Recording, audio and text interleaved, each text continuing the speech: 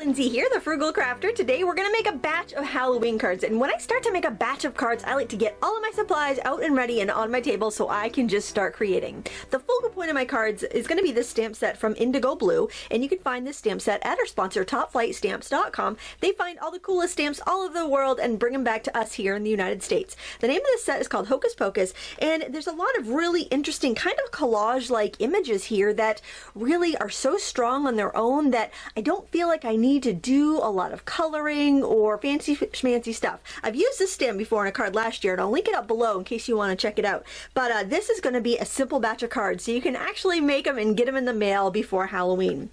I have an envelope template here because I'm going to make my own envelopes, and I like to make my own envelopes and then use the scraps to decorate my cards. I have some card bases here I've made from heavyweight cardstock, and I just cut a piece of cardstock in half and scored it and folded it, and that's how I got these 4 bases. So you'll need 2 sheets of heavyweight cream cardstock for that.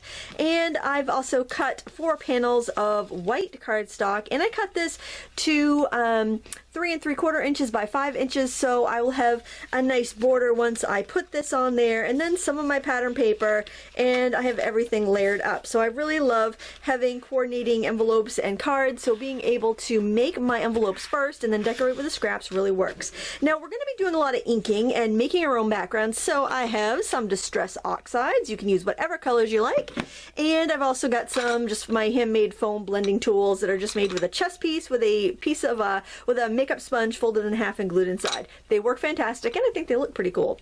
And I'm not sure if I'm going to use these or not, but I'm really low on embellishments. For some reason I don't really use that many, or maybe I just don't buy that many, but I had these buttons left over from last year, and I thought they might be cute on these cards.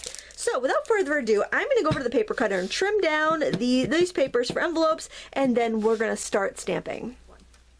Here are the papers all trimmed down to about 8 by 8. I've got all my scraps over here for decorating. And when you're making your envelopes, you just want to keep in mind that if you're going to mail them, you probably want to make your envelope so the white side is out and the colored side is on the inside of your envelope. That way, you're not going to end up with an envelope that's really hard to read. Now, I've had this template for a long time, and I really like it, but it may be difficult to find. This is a Cradleope by Green Sneakers, and you do this by lining up your template and putting the centerpiece, which is a little bit bigger than a greeting card, in the middle, and you just fold all the pieces around and adhere them down. But if you can make a card for any envelope without a template simply by measuring your card corner to corner. Okay, see how that works? So you can also, and I would just trim out those little corners and glue it down, which I'll do off camera because it's not very interesting. But if you don't have a template, what you need to do is just measure your card corner to corner. That says 7 inches. You add 1 inch, so that would be 8 inches, and you cut a 8-inch square. And then you take your paper, and that's the size this is, because it's the same thing that this envelope, that template does. You take your paper, we'll flip it that way, it'll be easier to see, and you want to put your card on your paper so that it is centered up, and the paper is a diamond and your card is just the normal, you know, landscape way. And then you're going to fold these pieces around the same way you would if you had a template. Okay? And I know it seems like it's going to be too tight, but it actually does work. It's magic. And this is a thicker paper, so you probably will want to go over everything with a bone folder before you're done. Now, I do like to snip off this tip so it just looks a little bit nicer, and I also like to cut out these sections like I told you before.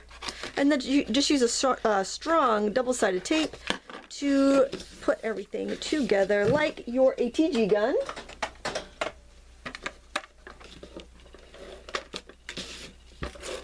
And there you go, custom envelopes with or without a template. So that way you're set no matter what. Next, we're going to do our inking, and I want to look at my my stamps here and try to figure out what I want for colors. So I think for this one, I'd like sunset colors behind these kind of gothic arch windows. For this, anything bright I think will look good.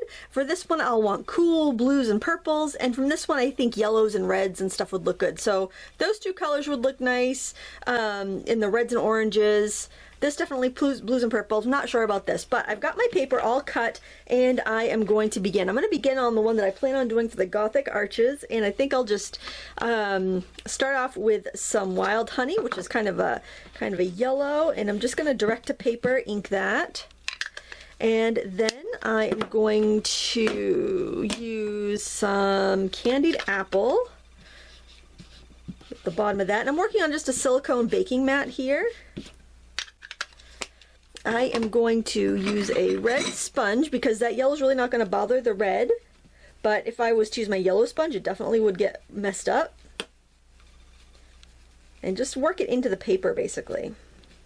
Could even do a little bit of purple on the bottom there. Let's go with wilted violet. I think the seedless preserves is a little too red. Just do a little bit this towards the bottom here, so we get a little bit of a sunset. It's a kind of reverse sunset, but I could flip it around, so, you know, flip it around like that, so that's no big deal. And maybe just a little bit of blue towards the top, and I'll go with a little bit of faded jeans there. So I do want to make sure it's going to be nice and light towards the bottom where my stamping is going to be. Of course, you can trim your paper down after you've stamped it, so you don't have to be like completely beholden to whatever you start inking with. You can always change your mind and change things up. All right, so I'm gonna let that dry. Then I'm going to just kind of give it some big drops of water so it can react. Now, if you dry the paper first and then you do the water, you get a more dynamic effect. It's a lot bolder, if you can see that there. And then I just like to blot off the excess. And you can do it again if you want to. I would dry between layers if you want to control it a little bit. If you want to make sure that you're not going to lose what you've already got. Do another splat. You can also splat. If you don't have a sprayer like this where you can do big droplets, you can also just splatter it with a paintbrush. You can see how light those spatters are getting. So if you don't want such a light effect, what you want to do is not dry it after you ink it. Just go right ahead and spray on it, and you'll get a little bit less strong of an effect. And now I gotta let that dry completely before I do any stamping on this. So I'm just basically going to do the same thing on these other cards with the colors that I mentioned earlier. I've inked up 3 of the 4 panels, but I realized that for this stamp here, the details are so fine that I was afraid that if I had a dark, crazy background, I would lose all of the significance of this stamp. So instead, I thought maybe I could clean up what's left on this mat and use that for the background. So I'm just going to spray this mat and see what I have left over. Get a few different colors there, and I'm just going to dip my cardstock in there and sop up what I can. Now it's not quite as dark as I want, so what I'm going to do is dry this paper and then put some ink out here. When you're working with Distress Oxides, if you dry your layers in between, it'll help you avoid getting mud unless you're trying to make mud like I'm trying to make a fairly dull color here. I'm going to start with antique linen. I'm going to add a little wild honey in here. I'm going to put just a little bit of fired brick because that's a really muted red. And I'm going to do a little bit of peeled paint. And I just kind of want almost like a fresco look. And you know what? I'm going to use this sprayer so I can get some big drops. Okay. And then I am just going to lay this down in the ink a few times and just pick up color. Oh, that's much better. Just want to get something kind of interesting down there. I think this is going to do it, but you can repeat this stuff as many times as you want. Just dry your paper in between so you don't get mud. Okay, here are the backgrounds. This is the one that I did with like sopping up the color. These are ones where I did inking and flicking on color, and then I left one that I did in blues and purples that had no water flicked onto them. And the reason I want to do that is because I want to selectively color or bleach rather some of these areas with water. So I'm actually going to just set my stamp right down here on my silicone mat. I know it kind of blends in because it's the same color, and I'm going to ink this up with VersaFine ink. This is the the old VersaFine ink, but the new VersaFine clear should also work for this, although I have not tried embossing with it because I don't have black, and that's typically what I would use to emboss. So I just want to make sure that I've got a really even coating of ink here, and it's pretty easy to tell because I can see what's red and what's black. And the reason I'm doing it this way instead of using a stamp mount is because I find that I can get a really good like impression when I have a big stamp like this, when I put the paper down and then I rub over it. And I just realized I forgot to use my embossing buddy on the cardstock, so I'm hoping that that the embossing works okay.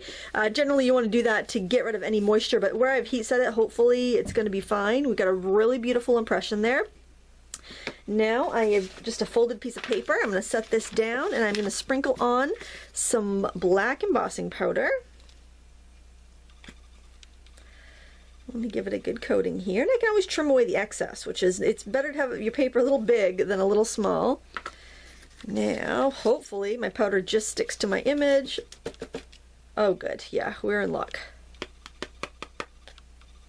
Okay, let me put this powder back in the jar.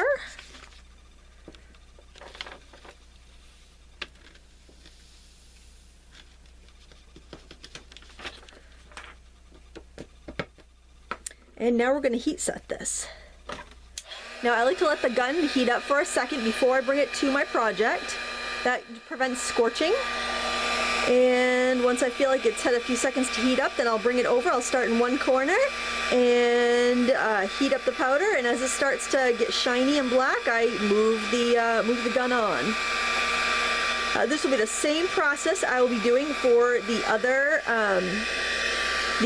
embossing on the other panels. But then we'll be done when we emboss the other panels. With this one, we're actually going to have to do something to our background because we didn't use the water already. Oh, right. I can see that everything looks nice and shiny. Everything looks like it got embossed really well. See how it's catching the light and everything. Now I am going to, you can either use a wet brush or you can use a water brush. I'm just going to grab a paintbrush here because I got a bucket of water right here on my table. And what I'm going to do with just clean water is I am going to paint over, just paint water on top of the owl. And it's going to lighten up the owl. I apologize for the glare. Between the water and the shiny embossing powder, I'm just going to tip it up a little bit like that. Hopefully it's easier for you to see. And so because I use the Distress Oxide, and I think regular Distress ink would give you a very similar effect, it's going to bleach out the owl really well, and I'm also going to use it on the castle. So this way we can have a nice, you know, we can highlight a portion of the image, but still it's a really simple technique. I'm going to go ahead and blot this with a cloth. Okay, and if you want more of a dramatic effect, I wouldn't heat this again with a heat gun like we normally would to get that nice effect with our Distress Oxide, just because you don't want to overheat your embossing powder, and then, because what happens is it can like go flat, it can like absorb into the paper, and that's not what we want. So I'm just going to go ahead and do another coat of water on these areas that I want to highlight. Let it sit there for a second.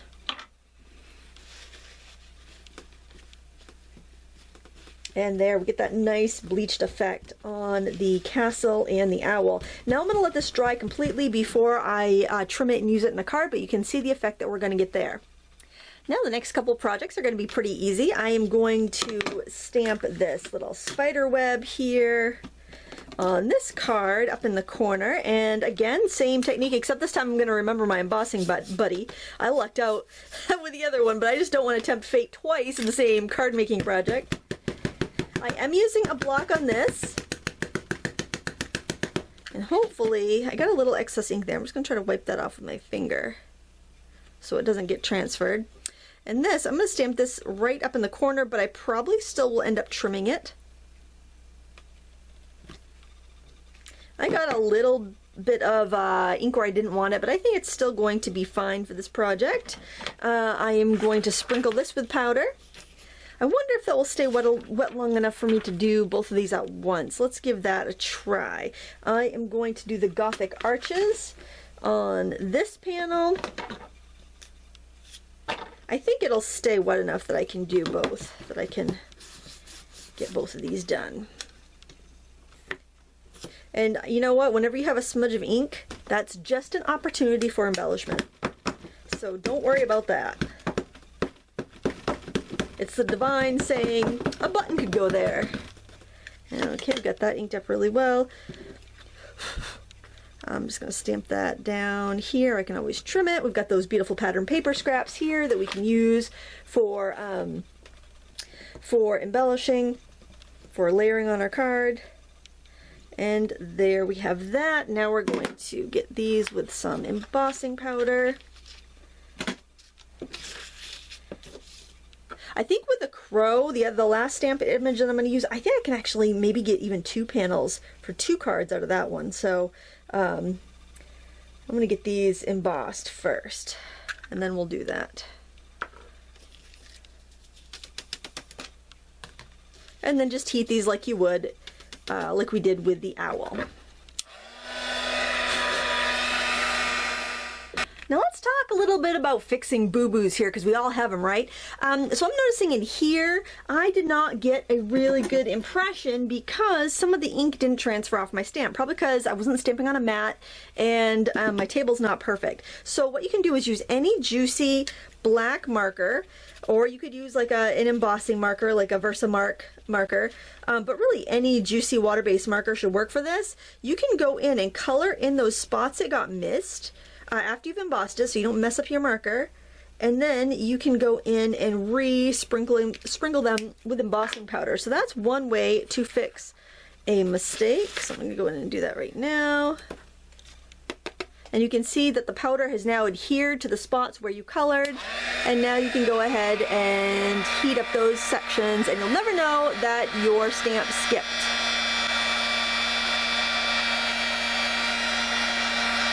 There we go. Look how perfect that is. Okay, so it was really bugging me looking at this image, and I was thinking, well, maybe I could stamp this a couple times and put a couple spider webs in there and maybe freehand a few spiders with that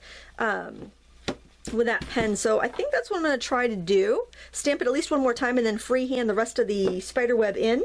You got to get creative sometimes when your stamps misbehave, or maybe you need to go, I need to go in and trim that a little bit. Quite frankly, that's what I should do. So let's give this a try here. We'll add another stamping. I'll just try to put pressure in the center, so hopefully I don't get any of those edges. Much better. And why don't I just freehand a few little spiders on there while I'm at it. Maybe I'll turn this into a spider.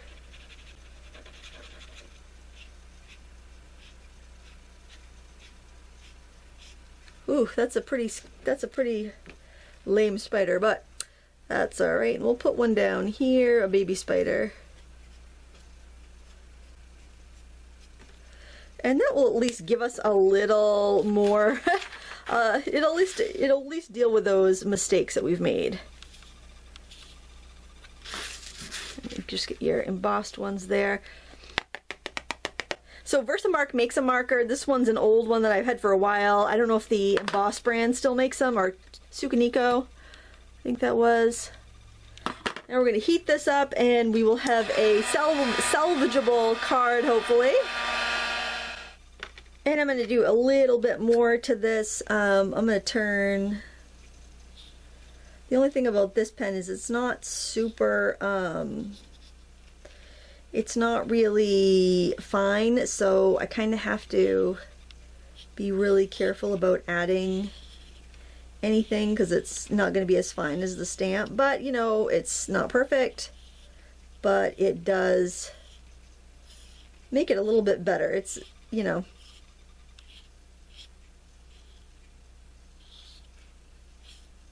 This spider was an abstract web builder, I think.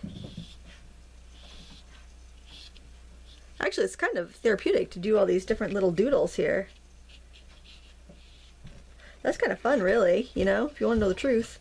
Now, if you had some little spider stamps on their own, you could totally mix them up. That would be so cute. I just have to be careful when I reheat with my new powder that I don't hit the areas that I've already done too much, or I am going to risk flattening that. So I'm just going to give this another sprinkle. If I'm doing a lot of stuff, I will generally just lift it right. I won't put it back in the jar each time. I'll wait till I'm all done. I'll just scoop it up from the pile. Okay, I think everything has some powder on it, as far as I can tell. So I'm going to heat this up. I'm going to stamp the little raven a couple times on this paper, and I'll meet you back to make the cards. Okay, I grabbed some of the leftover scraps from our envelopes, and I was just kind of looking at some of these, and I thought some either needed a border or needed just a little something. So for this one, I thought I really needed a border, so I'm just going to take the black soot Distress Oxide and add it to that and put that on a purple. This one I think it'd be cool if I tore this and revealed like a little bit of a light edge, because we had that so much sky area that I thought that would look cool. And I think I might actually repeat that pattern on this paper and kind of put all these together kind of like that on this card. For this one, I think I'm going to leave it as is. I think I trimmed it a little too close, and maybe I'll even mat it on something else. I don't know. I am just kind of, I think I like it against that green, but I'm going to back to the drawing board. And on this one, I do like, I like this with a little bit of an edge that has no black, but I think because of that, I'm going to need to give this a little bit of a border, and maybe even this piece here. In fact, I might want to do all those bottom layers with some of the black soot. Now you got to be careful because this paper has a little bit of a texture to it, and it's got a little bit of a coating on it. So it's going to take a while to dry with that Distress ink. So I just want to make sure that I'm careful not to smudge that. I think I'm going to do that with this as well. I think that would look good, make the layers stand out. When you've got pretty simple cards that you're doing batch style like this, little things like inking edges can make a big difference as to like how they look. Now probably I'm going to transfer a little bit of ink. Now, just you can see a little ink there. You can see how like you can barely see it because it's like a distressed paper, but you do have to be aware that ink does take some time to dry. And basically I'm just going to start adhering stuff, and if I'm not putting anything on the card base yet, in case I decide that I want to do brads or anything, that way I can hide the prongs, but that's how I'm layering that one up. It will need something, and it will probably take, I'll probably put some of those buttons that I showed you earlier. And when you have a background that has gotten really wet, you want to do extra adhesive, because otherwise it's going to want to pull off the card. So I think I'll put this one on a little crooked too, so I'll get a little bit of a kind of a creepy look that way. I feel like this needs some sort of mat or some other layer, maybe even a couple of those smaller pieces that I have left over, some of those other scraps maybe. Yeah, maybe just put a couple scraps on there and ink the edges. So, I mean, you can really do a lot with your paper scraps. And the nice thing about that is that you don't have to store them. You don't have to put them in a file where they may or may not ever be used again. Which in my case, you know, they sit in the file until I decide to go through my file and do a massive scrap binge use up or clean out. And it's just better to use them up on the project that you're using when you can. This is the old World stack. I've had it for years. It was an old Die Cuts with a View, stack. And the nice thing about doing a project like this is that you can really just, you know, have fun and play. I'm going to turn this around so that little smudge gets hidden, I think.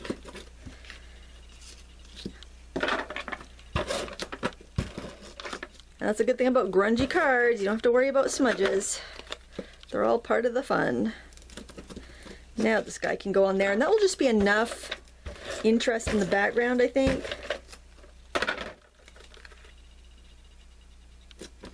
Oops, I don't want that perfectly lined up with that. Let's drop that just a little bit so I have a different edge there. And I think I'll probably use this one in this card and maybe save this one for an ATC because it's a perfect size for an ATC. You can also put it on a bookmark. You want to be careful with Distress Oxide on bookmarks. I would definitely laminate bookmarks that you use Distress Oxide on just in case the ink reactivates, because it is a reactivating ink, so if the bookmark got wet, you know, not that you're putting wet bookmarks in a book, I know, it's probably crazy, but that just gives you a little extra protection. And so there are our backgrounds, and I'm just going to think about putting any brads on here for a second. I did decide to use small black brads because they're so classic, and they just, I mean, when in doubt, you're really not going to go wrong with a brad. I thought it'd also be pretty to pull in some sheer organza ribbon. I had a brand new spool of black that I've never even used before, and I thought this is just the perfect touch, especially if you're the type of card maker who likes to have a little bit of a feminine touch even on a Halloween card.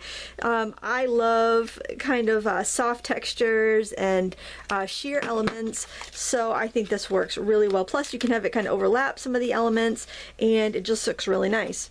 And now I'm just going to adhere that down onto my card base. I always make sure to use extra adhesive when I am doing adhering anything that's had any like inked backgrounds, just because of the warpiness of the paper. Same thing as if I'm going to do embossed backgrounds, like with a pressure embosser, because I find that needs a little extra sticking power. And there you can see this card finished, and I'm going to show you the others as well. We've got our envelopes here. I did 2 inside out and 2 right side out envelopes. So there, we've got that one. We have this one here. I just added a spider button and a couple brads to that. We have our owl, who's nice and bright, like lighter, glows a little bit next to the background, which I think looks really dusky and is kind of a nice effect. And then we have this one here, which I also put the ribbon on, and I like that torn edge. I think it gives it a nice organic feel. So there you have it, a batch of Halloween cards. You learned how to fix embossing mistakes, or more like cover up stamping and embossing mistakes, and I think that's part of the battle. So let me know what you think about this in the comments below. I'd love a thumbs up before you go. I got a red inky thumb. I'll have to go get my lava soap out to get that up there. And please do visit our sponsor, topflightstamps.com. This is the stamp set that I used. I will link it up below, and I hope you make some fun Halloween cards this year, or maybe some fall themed cards this year if Halloween's not your thing. You definitely can use these techniques no matter what kind of cards you like to make. Thanks a lot for watching. Until next time, happy crafting!